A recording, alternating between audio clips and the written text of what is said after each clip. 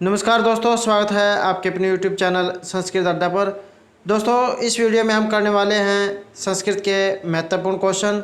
और दोस्तों, अगर आपने हमारी पहले वाली वीडियो नहीं देखी है तो उसे आप आई बटन पर क्लिक करके देख सकते हैं। और इस वीडियो PDF आप हमारे टेलीग्राम ग्रुप से प्राप्त कर सकते हैं, उसका लिंक आपको डिस्क्रिप्शन में मिल जाएगा। दोस्तों, इस वीडियो में हम जो है 35 क्वेश्चन करेंगे। तो ये जो एग्ज़ाम की दृष्टि से महत्वपूर्ण क्वेश्चन है और पहले भी जो है ये आए हुए हैं, तो हमारे साथ तक अंत तक बने रहिएगा। हमारा फर्स्ट क्वेश्चन है, व्याधिकरण बहुब्रीहि समास से किम ज्ञापकम।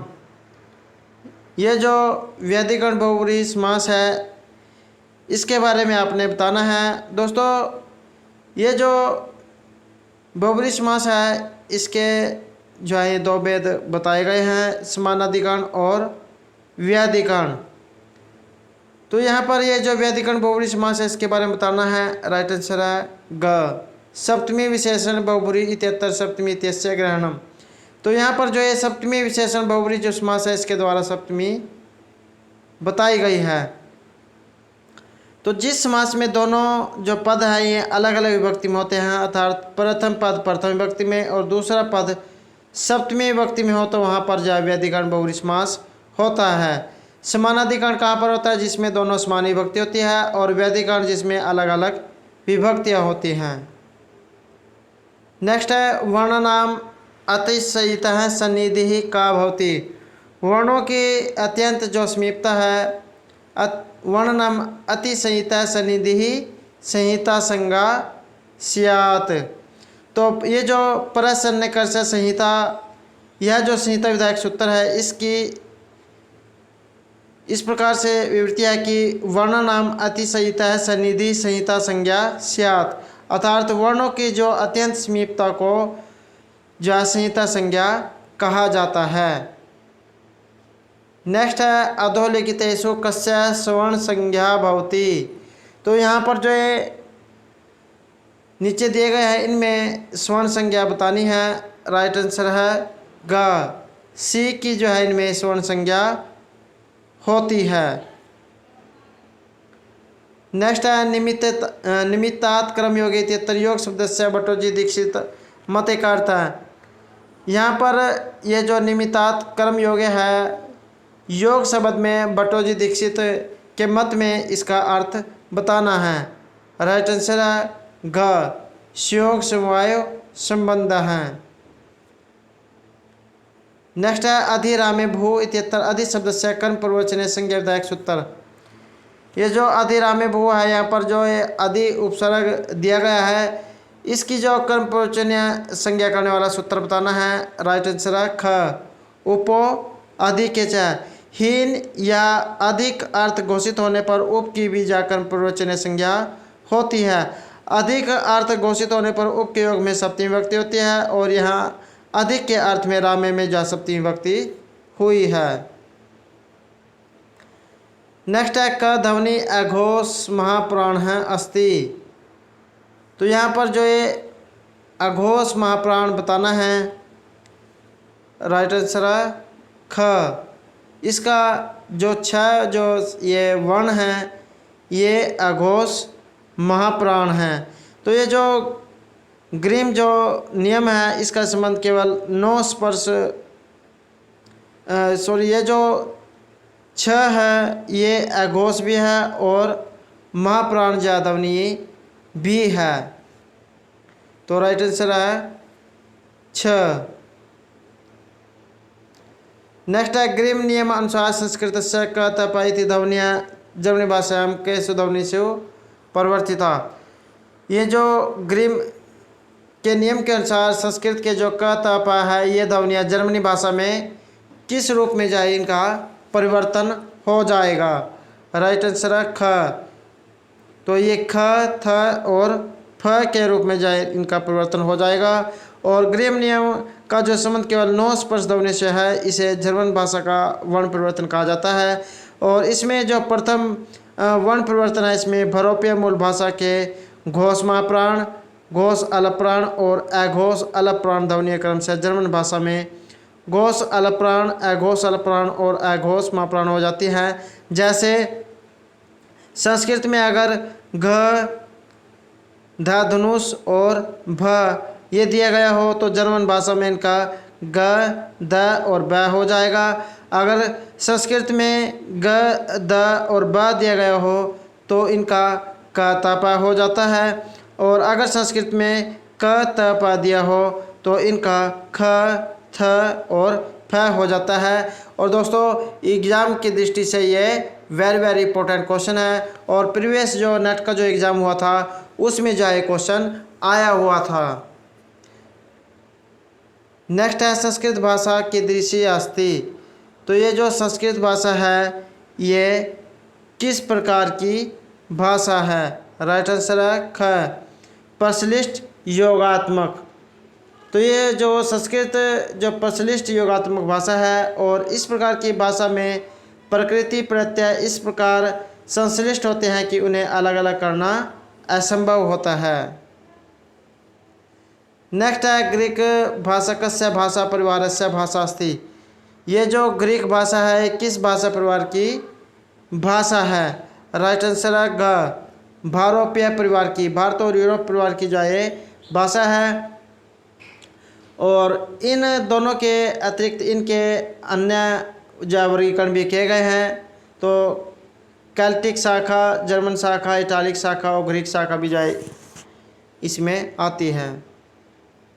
नेक्स्ट है संस्कृतस्य शतम् इत्यस्य केन्तुम् इति अयं शब्दः कस्यां भाषायां विद्यते।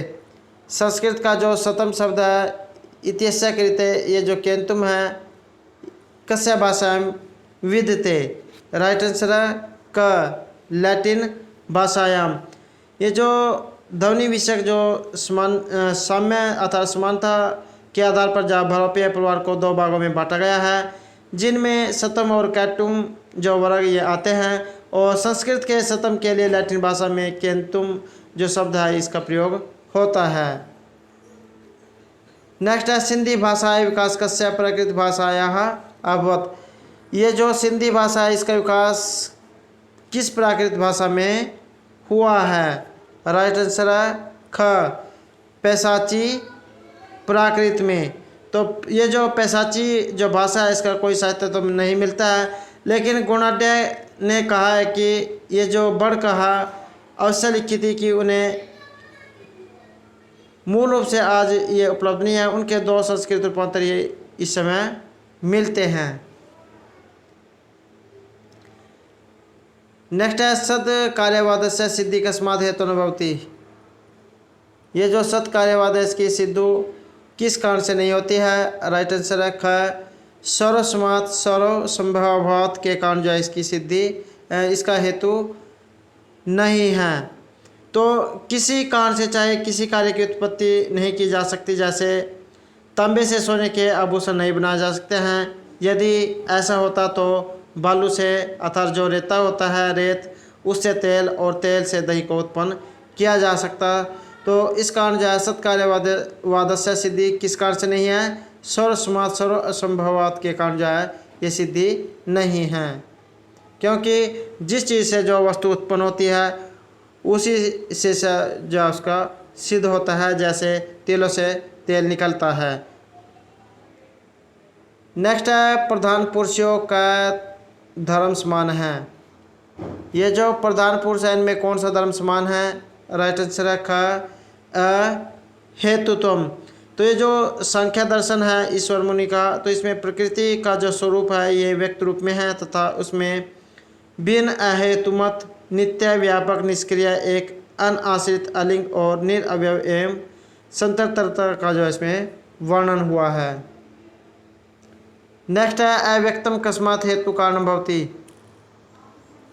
ये जो अव्यक्त है ये किस कारण से हुआ है। राइट आंसर है का नियतवात नित्य होने के कारण जो ये हुआ है। नेक्स्ट है प्रकृति पुरुषों संबंध है। ये जो प्रकृति और जो पुरुष है इनका संबंध किस प्रकार का है। ये भी जो है वेरी इंपॉर्टेंट क्वेश्चन है और प्रीवियस जो नेट का जो एग्जाम था उसमें भी ये आया हुआ था। तो प्रकृति और पुरुष का संबंध पूछा गया है तो यह है पंगु अंधवत अंधे और लंगड़े के संबंध जो प्रकृति और पुरुष का संबंध बताया गया है। तो ये जो संख्या दर्शन है ये एक ऐसा दर्शन जो सृष्टि प्रक्रिया के लिए ईश्वर की सत्ता न मानकर प्रकृति और जो पुरुष है इसके संयोग को सृष्टि का कारण स्वीकार करता है। इससे प्रकृति को सक्रिय होने के कारण गमन करता अंधे के समान तथा पुरुष को निष्क्रिय होने के कारण निर्देशक लंगड़े के समान बतलाया गया है। प्रकृति और जो पुरुष है इनके संयोग से ही सृष्टि होती है। नेक्स्ट है अध्यारोप। दोस्तों ये भी क्वेश्चन वेरी वेरी इंपॉर्टेंट है। अध्यारोप क्या होता है? वस्तु में अवस्तु का आरोप ही अध्यारोप होता है। तो जैसे कोई वस्तु जो है रात के अंधेरे में जैसे कोई रस्सी है वो पड़ी हुई होती है तो हम जो उसको सर्प सांप जो समझ लेते हैं।